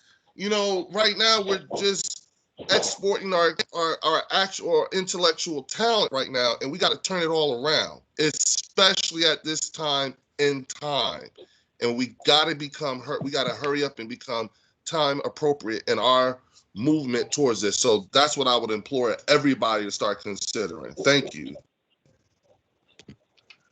Thank you for your comments. And I think, you know, in line with our intent here, which is to catalyze the conversation and get us moving, because I feel like we are already behind. Darren Freedom Green and then June King. I need a small room. That place room. Can you hear me?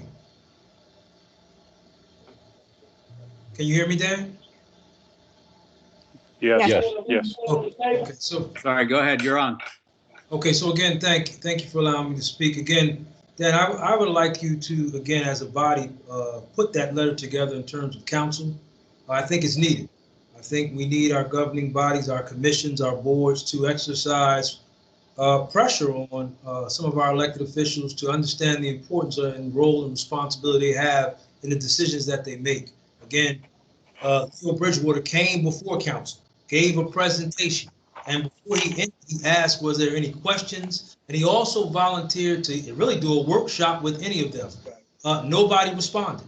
So again, I'm just saying to you, in the city of Trenton, we have this egotistical mindset where we seem to think because we're in a position or we have a title that we seem to know it all. And until we come out of that space and place, we're going to keep rotating in that same space and place.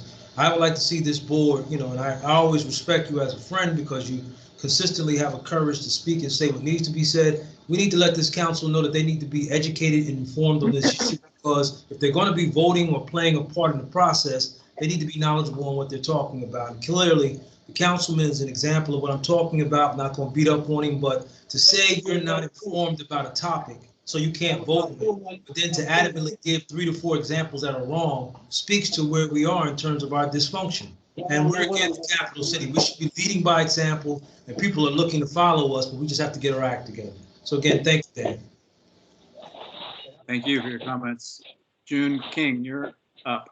Dan, actually, I put my question in the chat, but I think you mentioned once or twice earlier during this conversation that there's a cannabis planning board or a cannabis planning committee. The state regulatory authority. So the law that passed, it's housed within the Department of Health, and there's a Cannabis Control Commission. I think it's called CCC. It is CRC. CRC, chaired Cannabis by Regulatory Diana, Commission. you know, and they have an executive. All right, and do you know if there's a civilian component of that commission, or is it just regular politician type folks? So there was gubernatorial appointments and Senate appointments. The folks were named in the last couple of weeks. Okay. They have a public meeting on April 12th at 2 p.m. You can get on it on remote by going to their website. They'll have a link posted. Thank you, George. Thank you. One more call. Anyone else that wishes to comment or have a question? Are there any board members that wish to say something, make a comment, have a question? Dan? Yes. It's Councilman Harrison. Just want everybody to know I support this. Thank you, Councilman. Any other board members wish to weigh in? Hey, Dan. Yeah, this is John McBride. I really loved what I heard this evening. And what I love about it the most is it really involves the community. And that's what I'm so excited about. So I wanted to say that before we left. Thank you, guys. Thank you, John. I see a hand raised from Michael Valiant. Hey, sorry, sir. I came late and I just wanted to ask, do you have like the resource notes or cliff notes like for the meeting like attached after, or like a hyperlink for that after the meeting, so I could catch up on whatever? Generally, our minutes get posted to the city's website a few weeks after the meeting. I think the one thing I would flag is that Mr. Chucklatini gave a PowerPoint that had some good information in it, and I think he'd be happy to share those slides with anybody who's interested. Maybe we, Michael or Jeffrey, can we plug his email address into the chat so people can reach out directly? Yeah, and Dan, remember this is a recorded session, so we can make this session available, because I think great. This could be a learning tool, not just for people who just want to come and see it, but the council can actually come and see this conversation as well. We can push it to council to see the conversation. Thank you, Jeffrey. Thank you. Mr. Bridgewater, I see your hand.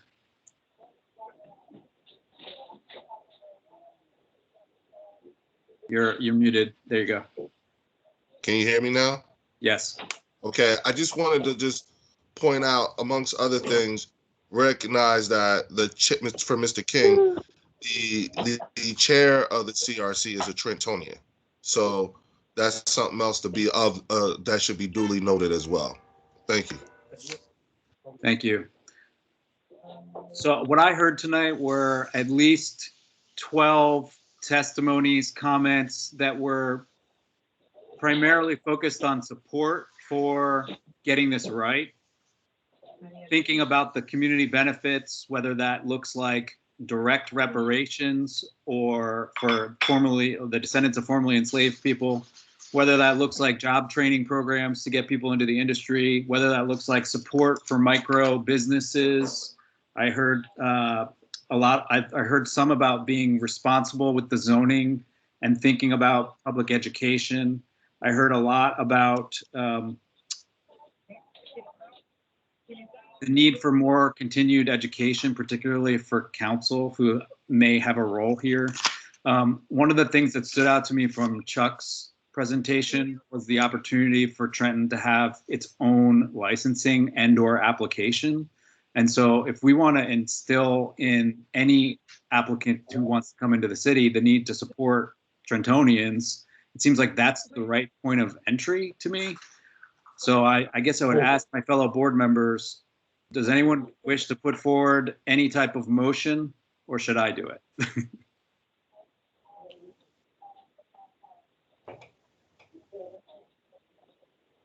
Any board member? So I'll put a motion on the table. I make a motion that the planning board send a letter to city council encouraging them to hold another community meeting around this issue. I second it. Thank you. Is there a discussion about that motion? Dan, can we add in, I don't know if planning is putting together something so that city council better understands this, but I think they need to do that quickly as we're coming up on summertime and we know council goes on summer schedule. This is something Trenton definitely needs to be part of. It's big business, it's big industry, and I just think it's something that we should push through. And I don't want to add work to another department within the city, but this is something that should go to the forefront to present to council. Thank you, Anthony. I hear a friendly amendment to send a letter to council encouraging another public information discussion session, as well as consideration of recommendations from the planning and economic development staff. Is that what I'm hearing? I think that's what I was trying to say, yes, but swiftly. Any further discussion? Anything else we would want to highlight in the letter? I would say I'm happy to work on language once we get there, but I liked the opportunity to embrace a generational revenue opportunity. It was something I think Mr. Bridgewater say. Any further discussion on the motion on the table? We have a roll call, please. Dan Fatton, Yes. John McBride, Yes. Jamie Carpenter, Yes. Joe Harrison, Yes. Patricia Nima Mohammed, Yes. Anthony Santora, Yes. Charles Romanow. Yes. Okay, we're unanimous of board members who are present. I see Michael Colbert's hand up. Please finish this conversation before I want to just advertise for our next meeting before we finish. Were there any other motions that anyone would like to make from the board?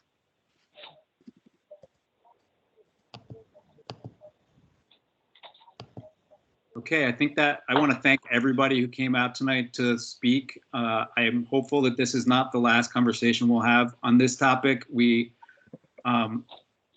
as of a couple of weeks ago, when we're in this virtual world, have tried to dig in on issues during our planning board meetings when there's no case to review. And so if you care about transit intersections next to our train station, the next opportunity is April 22nd. And I think that's what Michael's about to give the details for. Go ahead, Michael.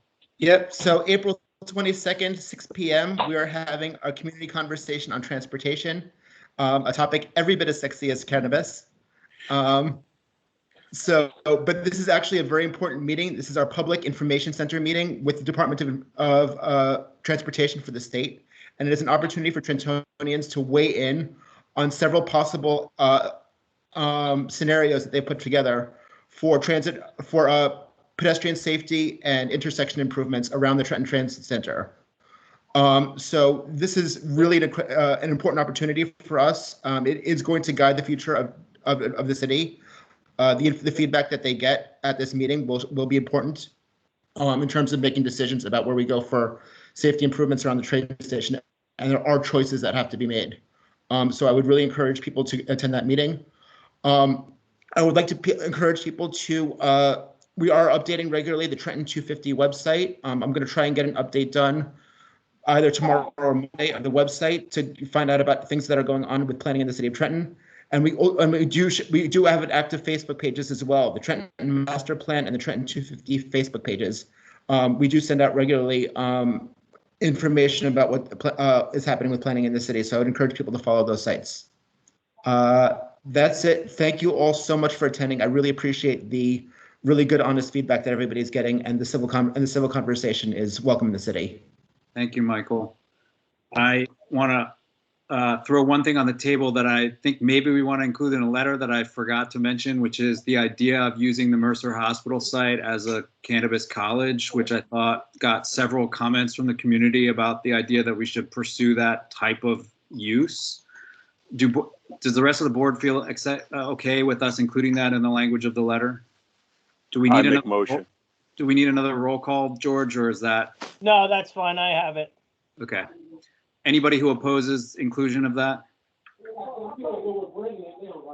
Okay, so I think we have a path forward. The planning board will send a letter to city council detailing the comments that we heard tonight, highlighting the need for more community conversation, encouraging the appropriate use and the need for thoughtful planning, and highlighting the opportunity around the Mercer Hospital as the potential site for cannabis college. Is there a motion to adjourn? I make a motion. Thank you, John. All in favor? Aye. Aye. Thank you for participating. Have a good night, everybody. Night. Bye.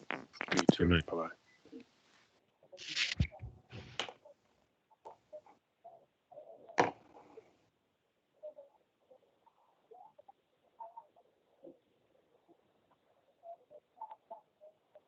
They know better. They're all wise.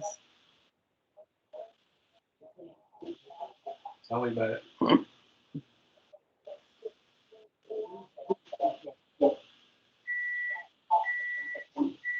No hot mics to pitch.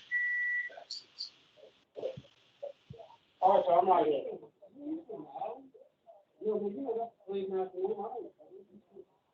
Like, for real, I don't want to play nothing. You see how messed up black people are?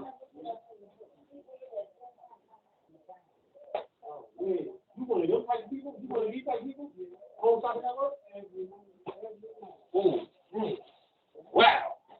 All right, Mr. David, I'm gonna lock this door.